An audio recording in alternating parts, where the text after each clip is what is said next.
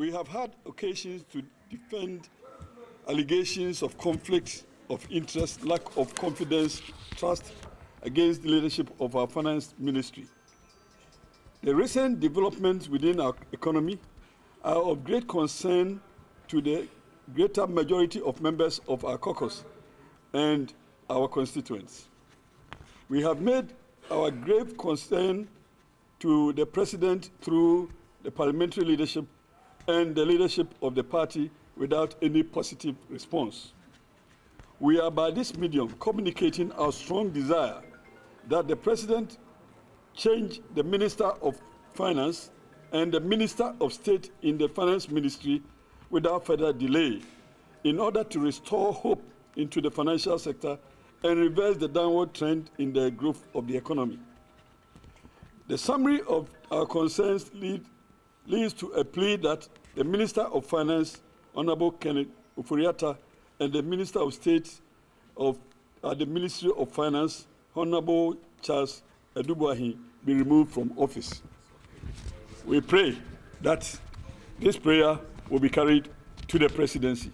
We want to serve notice, and notice is hereby served, that until such persons as aforementioned are made to resign or removed from office, we, members of the majority caucus here in Parliament, will not participate in any business of government by or for the President by any other minister. We hope that those of us of the backbench and members of the majority caucus will abide by this prayer. I'm not stopping with the motion for the impeachment of the finance minister. And now that the indication is from our brothers in majority that they support our motion, they must support us to move the motion on the floor. Because if MPs don't want finance minister, we cannot be blaming an Akufo-Addo. We have the power to use 183 ministers, 83 MPs to impeaching. So 137 plus 137, let's go inside. The Haruna Idrisu motion that he told Chairman Sabons yesterday is ready, then we go and do it. But if you don't do this, then we reduce democracy. We reduce democracy as just mere talk shop. Majority, you don't want your finance minister. You go to cabinet meeting, then he asks you, when he was supporting bank campaign bill with the data bank, where were you? Then you come and keep quiet. He has messed everything. Now you come and do press conference that you don't want him. Let's go inside. The opportunity will be given to them, then we sack him. You sat down. Now they came to correct the communication outside to say that he performed in the first 3 years, and that's why he's not sacking. This is not what he told them in cabinet. The reason why Nana Addo Dankwa Akufo-Addo doesn't want to change Ken Ofori-Atta is that Ken Ofori-Atta used his data bank to support his campaign to become president. And therefore, the finance ministry is as a compensation to the finance minister, and that's why he's not sacking him. He said this to them in cabinet. The ministers were there and he threatened them. You didn't come out with such a motion or such a statement. So if they mean well, you need to test majority of parliamentarians to sack the finance minister. When we went to IPU, they told us that parliamentarians must walk the talk. More action and less talk.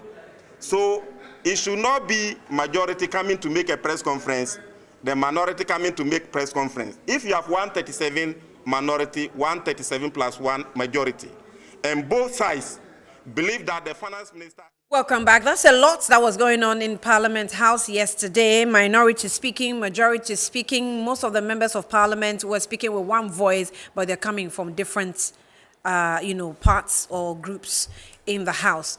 Well, we'll be focusing on the two major issues that happened in Parliament that has to do with, first, the finance minister, and also Adwoa Safo, who is an MP that seemed to have abandoned her constituency and, of course, not even in a country. We'll be delving into also what unfolded today in the House. The Speaker ruled on a motion that he and the committee, that's the Privileges Committee, was supposed to have ruled on the matter and declare Adwoa Safo's seat vacant but the Speaker ruled and said that they cannot, so he redirected it back to plenary. We'll be getting into the details and what the majority said when they held a press conference. This is Good Afternoon, Ghana. We'll take a breather. When we come back, the Honorable Member of Metro TV is with me in the house. Abdullah Muhammad will join us to tell us more of what has been unfolding in the August House. We'll be back shortly.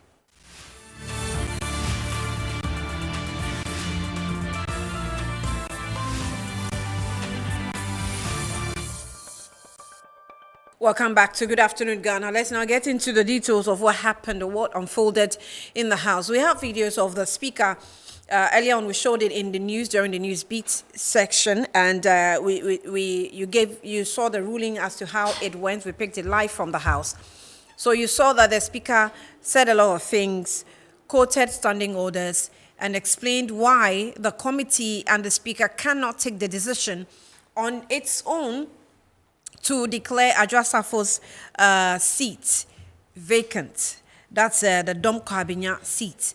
And so he referred it back to plenary, and plenary means that the whole House should take the decision, and that would require 2/3, of that. And that's how the ruling went.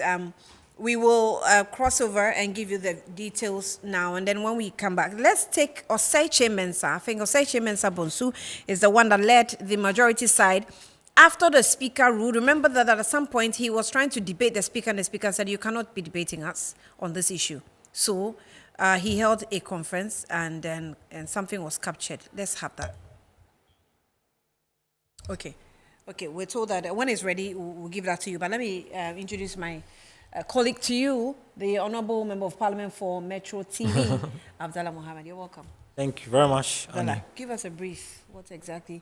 So, but first, we know that we should be expecting a lot. At least the drama has already started. Exactly so. So, as you earlier alluded to, two significant things happened on the floor yesterday and today. Yesterday had to do with the fate of the finance minister, the embattled finance minister, Ken Ofori-Atta, who, in a sudden turn of events, we saw his own members of parliament on the majority side doing a press conference. In fact, yesterday, Parliament returned from recess to continue with parliamentary business. Yesterday, they returned, and that was actually the first major event that happened within the presence of Parliament. That press conference by the majority side, that was actually addressed by Andy Appiah-Kubi, who is the Member of Parliament for Achem Asante North.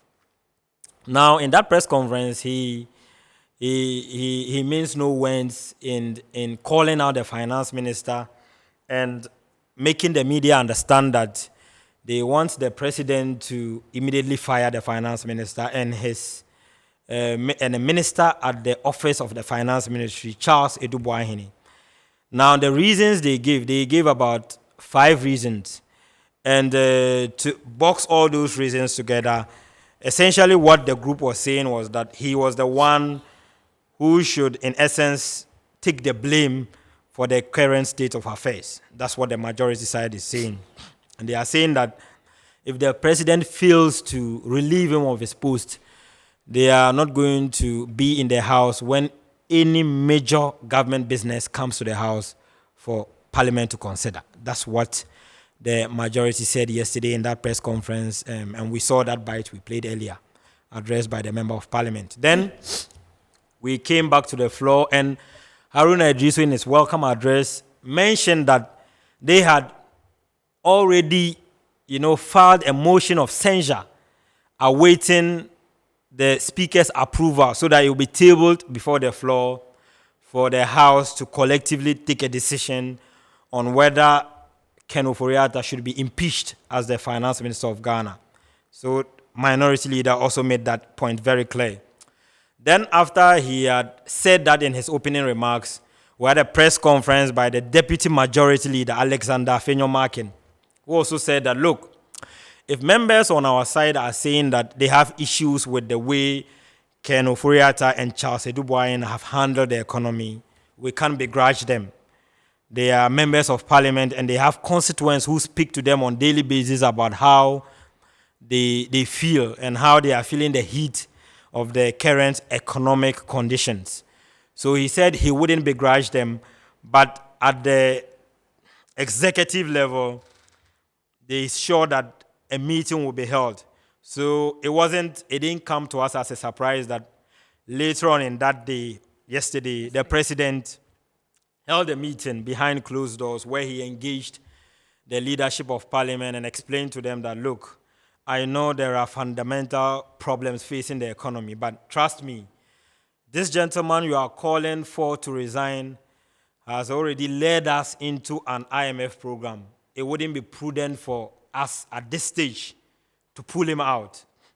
And in fact, those same sentiments were also mentioned by the majority leader on the floor of parliament when he also did his welcome address. He said that he has fears over the workability of the IMF program in the event that the finance minister is impeached. So essentially, this is what happened on the floor. And yesterday, we had Eugenia at the Flagstaff House when these meetings were held. Now, just before I came back here, we interviewed the Andy Apiakubi, who was part of that meeting. He declined to tell us what the president told them, even though, I mean, it's knowledge. It's everybody knows that it had to do with this issue. And he said one fundamental point he mentioned, Annie, was that they still stand by what they said yesterday. The fact that if the president doesn't take action against the finance minister, they would cease to do business on the floor of the House for the executive. So that is what happened yesterday.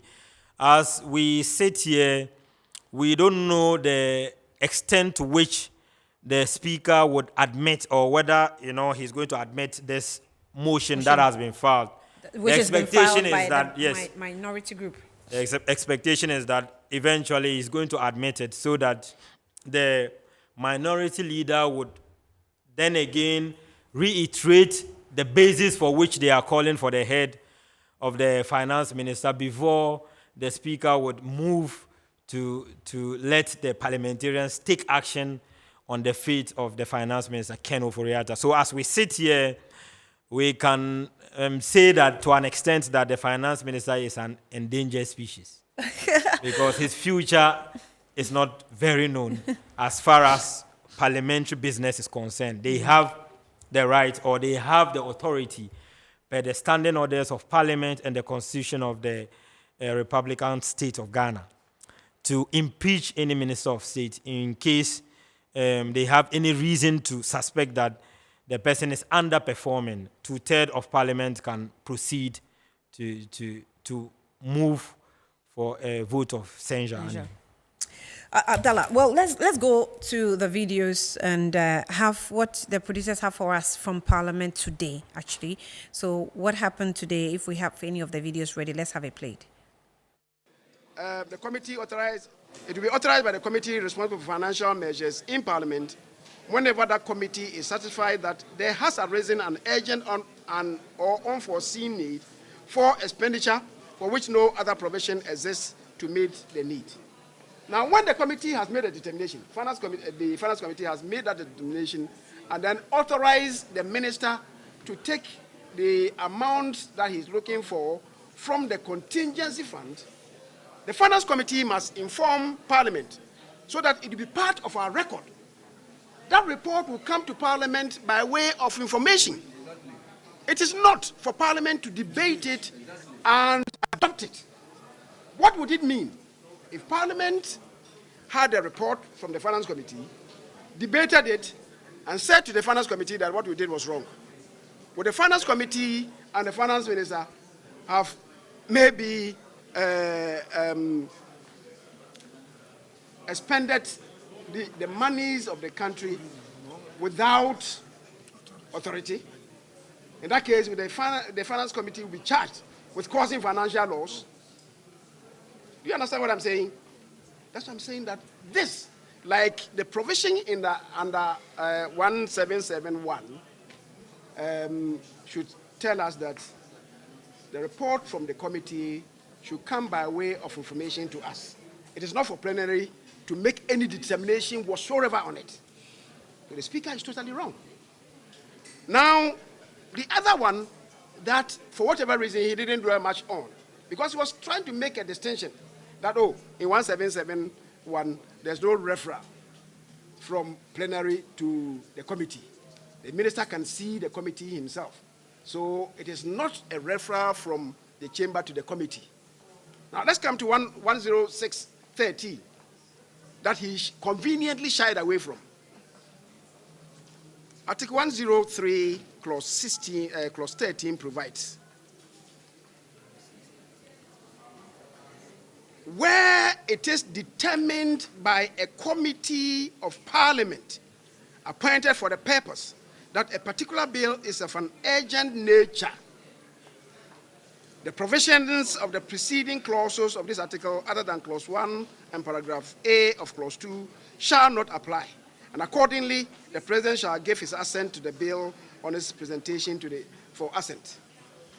Now, he was saying that, oh, in 177, there's no referral from plenary to the committee. So he was trying to distinguish between what is contained in 177 and then the 97 one.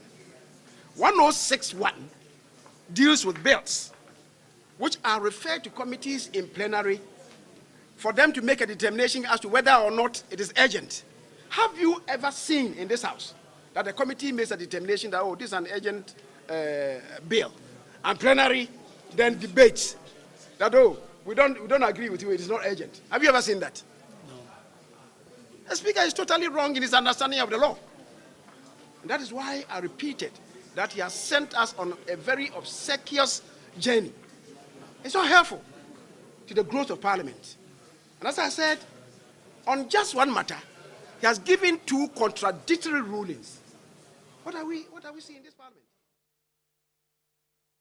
Welcome back. So that was Osei Chairman Sabonsu, the leader of the majority group in Parliament, and he was addressing the press conference. Abdallah, what happened? What actually, called for this? So this press conference happened immediately after his ruling on the. Okay, your microphone is off. All right. I'm saying that this ruling happened immediately. This press conference happened immediately. The Speaker gave his ruling on the issue beforehand. Everybody knows about it. The fact that a private citizen petitioned Parliament that, look, I have seen that these three MPs, Henry Korte, Kennedy Japon, Adwoa Safo, have consistently not showed up for parliamentary business. So I want you, the House of Legislature, to take action against them. Right. Ras Mubarak and the rest petitioned the Speaker. Then the Speaker put the issue before the Privileges Committee, which obviously per the standing orders of Parliament is mandated to look into such issues. Then they came back with their report and presented it to the plenary. The bone of contention here has to do with whether the committee's report is binding. It's conclusive. The decision taken or the recommendations of the committee as captured in its report is binding on the plenary, on the House. That's the bone of contention now, because the Constitution in Article 97(1)(c) says that if a member of Parliament fails to come to the House of Legislature to conduct parliamentary business for 15 days, the person ceases to become a member of Parliament. So that is the basis for which Osei Chairman Sabonsu is saying that the Speaker or the House has no authority, legal authority, to say that they are now going to subject the report of the Privileges Committee to debate and finally take a decision on. He's saying that no. What the standing orders or the Constitution of Parliament says is that once the committee's report is presented, they are by way of the report informing you of the decision they have taken after having engaged those who were accused or cited of not being punctual in Parliament. So that appears to be the bone of contention now. The Speaker in his ruling said that, look, this issue is so complicated, it's so sensitive to the extent that I can't just take a decision without recourse to what the Constitution, the standing orders of Parliament, and the past precedents of what has happened on the floor. So that is the premise for which the Speaker is saying that I am now going to, the report that you have presented to me, that you have recommended that the two MPs, Henry Korte and Kennedy Japon, should be exonerated, whereas Adwoa Safo, on the other side, should be made to leave Parliament. Right. I am not buying your recommendations. I am going to put these recommendations before the plenary, before the members of Parliament on the side of the majority, and before the members of Parliament on the side of the minority, so that they will debate it. So now it's going to be captured in a future order paper. I don't know when exactly, but once it's captured by the order paper, Right. the motion will now be moved for a debate to be conducted before a decision would be taken on the fate of these three MPs. Right.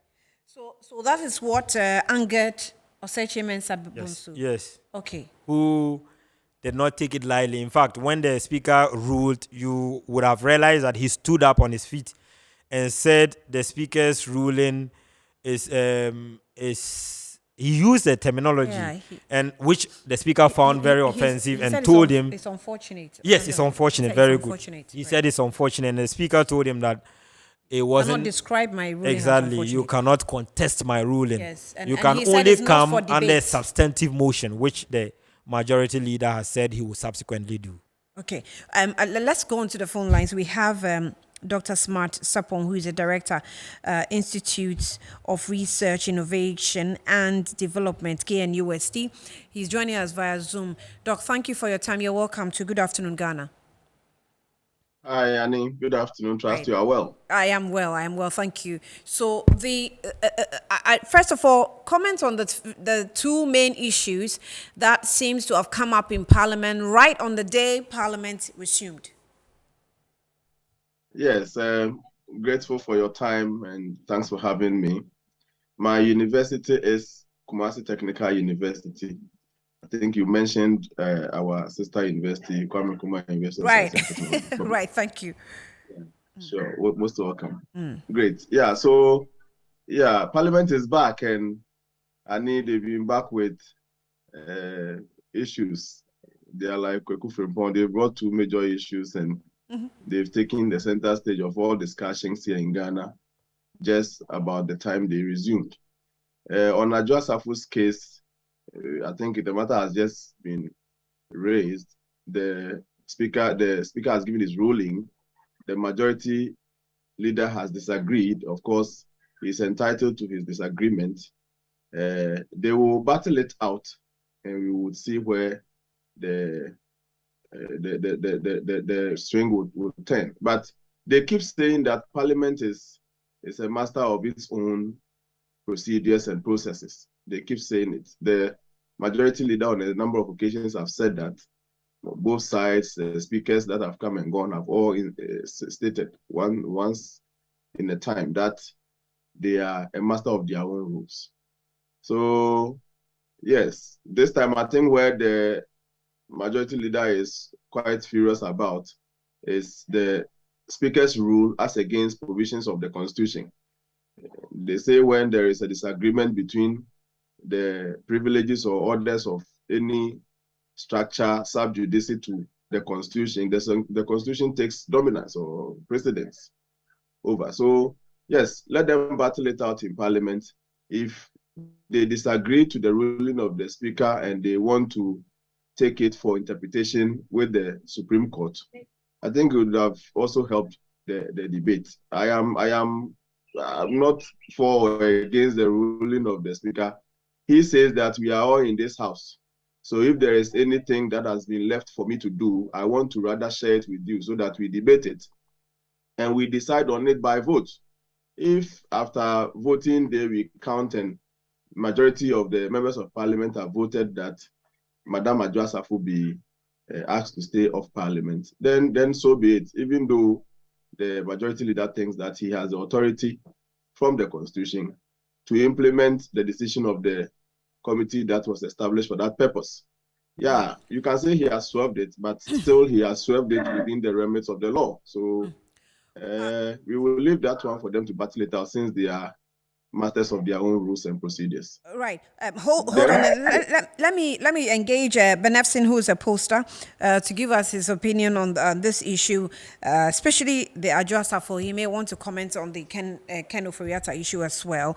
Benefsin, thank you for your time. You're welcome to Good Afternoon Ghana. Good afternoon to you. So let's deal with Adwoa Safo first. What is your first observation of how the whole drama has unfolded in Parliament with Speaker overruling the motion and saying that I'm handing it over to plenary for plenary to take a decision, and the majority leader, responding in the tone by which he did, and subsequently a press conference. How is this a confusion for the House? Well, I think that the matter will soon end up in the Supreme Court of this country for them to interpret the Constitution. Because I think that the Parliament is not the interpreter of our Constitution. And I'll be surprised if this matter is referred to the Supreme Court to interpret it, whether the Speaker was right or wrong. So I'm not too bothered about it. Our Supreme Court will give a final ruling on it. So eventually one can say that the Parliament is not really a master of its own rules, as we say, or as they say. Well, it's a matter of its rules, its own rules, but to a point. Parliament cannot interpret the Constitution because the rules of Parliament, the rules of the executive, they are all under the broad framework of the Constitution. And when you and I, Parliament, even within Parliament, there is agreement of the interpretation of their rules, the interpretation of parliamentary rules vis-a-vis the Constitution lies in the bosom of the Supreme Court. So I'm sure the matter will be sent to the Supreme Court for eventual adjudication. So I won't be surprised at all if the Supreme Court may decide to rule that the committee's report is binding and consequently overrule the Speaker. I see. But how about the politics of it and the dynamics that's being played out? How we have most minority side, if I'm not mistaken, seem to be in support of Adwoa Safo maintained or be maintained, and while the majority side insists that she be removed. You see, the absence of Adwoa Safo really contributed to the long time that the e-levy took to be passed. We virtually have a hung parliament with the difference of one. And there's no guarantee that if Adwoa Safo comes for a month or two, you will not go back and be absent for 6 months. So it plays to the advantage of the opposition NDC that Adwoa Safo is maintained, and consequently his irregular attendance in parliament will inure to their benefit. You get my point. Right. So the NDC cannot say that they are crying and they bereaved. No. Adwoa Safo being maintained is in their interest. That is why it's not that they love Adwoa Safo more than the MPP, but given the hung nature of parliament, at any given time, Adwoa Safo's absence is virtually +1 for them. That is why they want to maintain Adwoa Safo there, because they know that the Anuka Benya seat is virtually a very safe seat for the MPP, that if even Adwoa Safo decides to go independent, she will lose the seat. So about the seats and connecting it to what is happening, in central government, can we still continue to describe the seats as safe for the MPP? Oh, that is a safe seat for the MPP. And if Adwoa Safo wants to test her popularity and the remover, she can decide to contest the seat as an independent candidate, independent parliamentary candidate.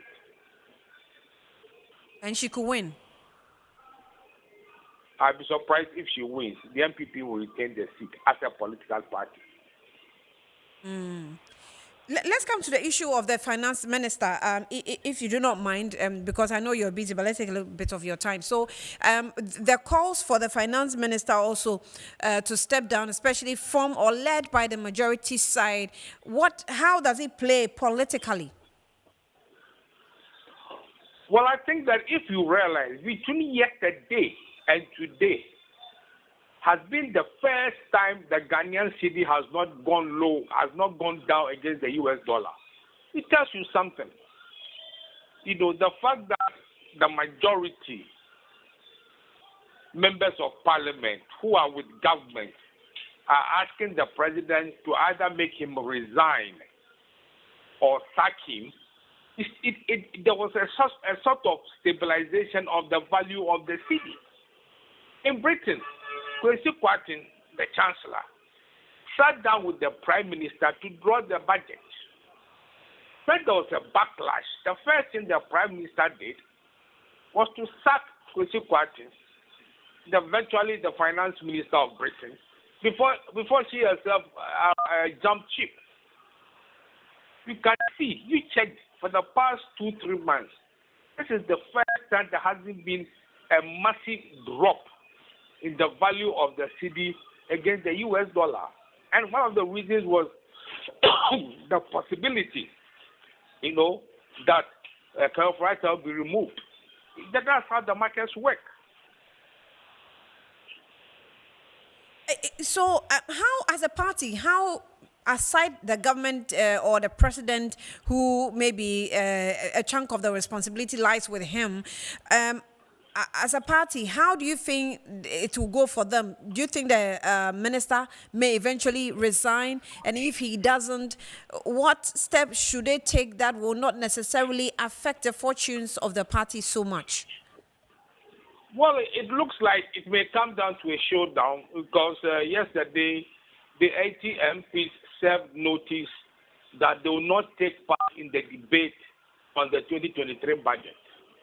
So I suspect that from what I picked up, the president asked them that maybe Kenoforiata should be allowed to conclude negotiations with the IMF. Well, if that's what the president wants and the president does not have the numbers, the president's thing will eventually come down to a standstill, because they will not be able to pass the budget for appropriations bill to be passed for money to be released. So in the end, the president may have to really climb down a bit, because the president can ask any of the 2 or 3 deputies. The Canada has virtually 3 deputies, 2 deputies and 1 minister of state. The president can ask one of the 3 deputized as acting finance minister for the negotiations to continue. But Efson, let me throw this question to you. When David Cameron was in charge, you know, when Brexit was being discussed, a lot of the times, if you're a leader and you're in charge and maybe a decision is being taken and by principle you do not support, it's as simple as that. You resign. Why is it that the finance minister gave an opinion that, well, I don't support IMF. I don't think that IMF will do any good to us. We will fight together as a country and get out of this situation. And then all of a sudden, we couldn't, you know, save the nation from the economic crisis. We decided to go for IMF or go to the IMF. And it's still the same person who had a different principle that we think that is the right person to lead a country for IMF negotiations. How is that? That's very confusing, no? Well, it's not confusing, but you know, the president, we should remember, he is on his last term in office. And usually presidents on their final term in office are a bit they are not more careful, they are a bit careless. You see, presidents in their first term, intending to go on their second term, are more careful politically, because if they misbehave or if they go against the grain of people's support they will need for their second term, there will be a backlash. We need to bear in mind that President Akufo-Addo won't stand election again. And it is the same with President Kufuor. You can see that President Kufuor in his second and final term took certain unpopular decisions, but it was his back case in the sense that he wasn't going to contest again. And I'm sure President Akufo-Addo is in the same frame, forgetting that even though he won't contest, whatever he does now could be used against his political party, the MPP's flag bearer. And I have a feeling that those MPs who are calling for Ken's resignation of the president sacking Ken will stick to their guns and not attend parliament. Because if they don't attend parliament, there will not be enough numbers for the Minister of Finance to present the 2023 budget for approval and appropriation. So I think that we are getting to a situation where the MPs will remember that the president is exiting. So if the president decides that we should do that, when he exits and I go back to my constituency will say, when we told you that the finance minister should go, you went there and agreed with the president. They will vote them out. Exactly. So, I mean, yes. So it's very likely that they will stick to their guns and the president may have a second look at that decision. Benefit, thank you for your time. We'll get back to you. The issues are still unfolding, and so we'll be monitoring and maybe get his opinions later. But let's get back to our other guest, Dr. Smart. Dr. Smart, are you still there?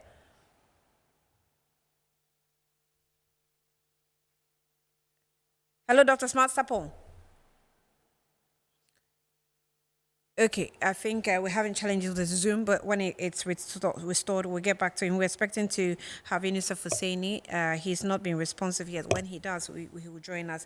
Abdallah, so what Benefsin said, it was almost the same thing I was saying yesterday, that if you consider the MPs, the way they've come out with such a frustration, the economy largely is suffering. They get direct interactions with foot soldiers and constituents. And obviously you can see that the picture isn't good. And most of their constituents are demanding for this. If they are not able to push for finance minister to go, they stand at a risk of losing their constituency. So it's their constituency and Ken Ofori-Atta. Choose one. Exactly, Suwani. I remember yesterday when the Apia Kubi addressed the press, he mentioned that some of the concerns were genuine, and coming from the grassroots. There are constituents who are watching what's happening as far as the economy is concerned, and who are actually the ones bearing the brunt of the actions or inactions of the Minister of Finance. So for them, the president has to yield to their demands, because at the end of the day, they are also going to be assessed based on what they were able to do when they were members of parliament, and at the end of the 4-year period, they want their mandate to be renewed by their constituents. So he mentioned it. The fact that if we are not able to push for this man to be removed, then we might have as well have ourselves to blame in 2024 when we also seek to renew our mandate from the constituents. Yeah. We will get the footage of Osei Mensah again, the one that we were playing earlier, and that has to do with his response to. I'm having a request of Annie. Can you give us the Osei Mensah Bonsu video? Some of you are asking for it, but let's have that video, and then you appreciate where he was coming from or what he said when he was speaking after the ruling of the speaker. The committee authorized. It will be authorized by the committee responsible for financial measures in Parliament whenever that committee is satisfied that there has arisen an urgent or unforeseen need for expenditure for which no other provision exists to meet the need. Now, when the committee has made a determination, the Finance Committee has made that determination and then authorized the minister to take the amount that he's looking for from the contingency fund, the Finance Committee must inform Parliament so that it will be part of our record. That report will come to Parliament by way of information. It is not for Parliament to debate it and adopt it. What would it mean if Parliament had a report from the Finance Committee, debated it, and said to the Finance Committee that what we did was wrong? Would the Finance Committee and the Finance Minister have maybe expended the monies of the country without authority. In that case, the finance committee will be charged with causing financial loss. Do you understand what I'm saying? That's what I'm saying, that this, like the provision in the under 1771, should tell us that the report from the committee should come by way of information to us. It is not for plenary to make any determination whatsoever on it. So the speaker is totally wrong. Now, the other one that, for whatever reason, he didn't dwell much on, because he was trying to make a distinction that, oh, in 1771, there's no referral from plenary to the committee. The minister can see the committee himself. So it is not a referral from the chamber to the committee. Now let's come to 106.13 that he conveniently shied away from.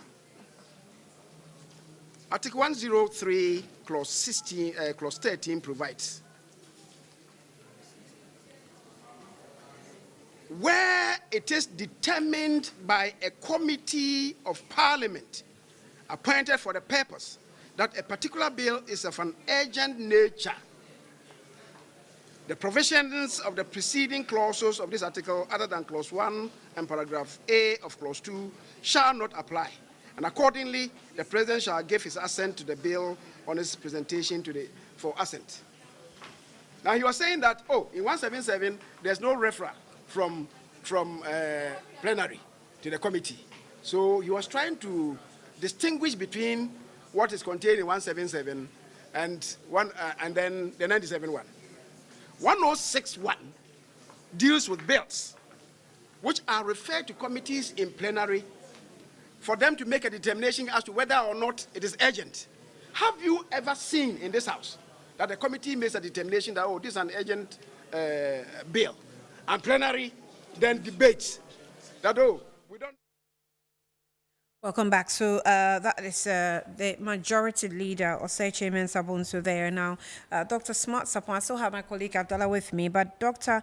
Smart Sapon has joined me via phone, right? Okay. All right. So, Doc, thank you for getting back to us. Now, I was asking Benexton earlier on that what becomes of principles when the finance minister held an earlier principle on IMF, and today thinks that it's still okay and appropriate for him to lead the country in going into the IMF. And I cited David Cameron when the Britain was trying to, exit the European market. Yes. So, Annie, good to have you back. Yeah, you are right. Usually, the argument is stretched when it comes to the black man. If not, principles are principles. If you do not subscribe to a belief and the reality dawns on you, and that belief I take an exception to yeah, it would have been quite the case that you step aside for someone else to lead. But the black person is able to metamorphose, change his belief, just so he is the one that leads. Aside that, I think elsewhere this wouldn't happen. And you cited rightly the case of Brexit, where it became the fact that they have to take that decision, and the person who didn't believe he stepped aside for someone else to take over. So yes, the argument has been stretched. In fact, if I was the finance minister, I would have let my name lie quiet a little. I would have stepped out for my name, the name alone, to get the rest. But I mean, I think the issue gets degenerating day by day now. Parliament has taken over. A section of parliamentarians have joined some of us in the public space, and we are asking for one thing. The fact is, the new person coming to, there's definitely someone who will be a finance minister, and the person is not coming in with a certain magic solution whatsoever.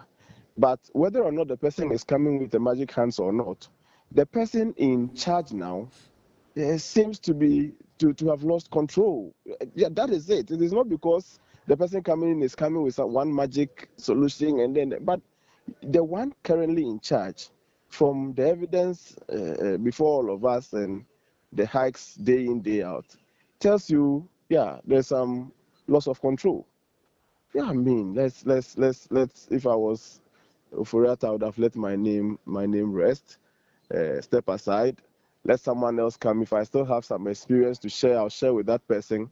So we see what he also got for us.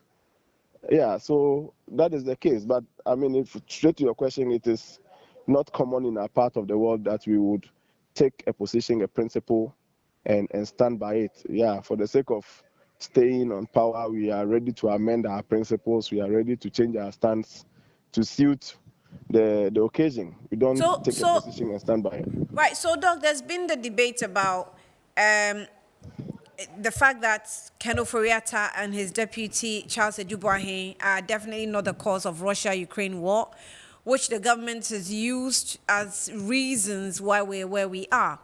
What's this whole argument about, oh, when he resigns, things will get better? Is that not going well? You know, when you talk about how people are speculating or how speculations are affecting, there's also the argument that when my majority came up that way yesterday, it even affected exchange rate and the way it was behaving.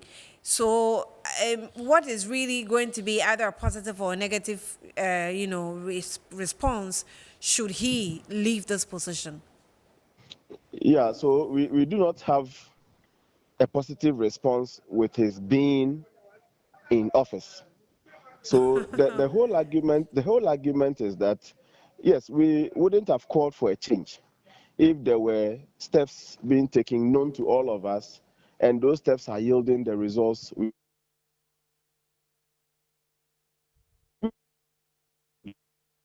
His office, especially his office, because we are in charge of everything finance, is putting in place to help resolve the daily hardship.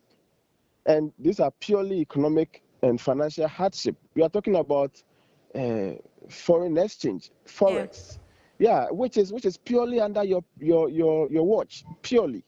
The supervision, the security, the insurance of money circulation or it staying in this country is directly under your office. So you can put aside Russia-Ukraine war. We have dollar, we receive dollar every other day. Cocoa, gold, oil, normal trade, even though not contributing much, but there are several other means by which dollar enters this republic.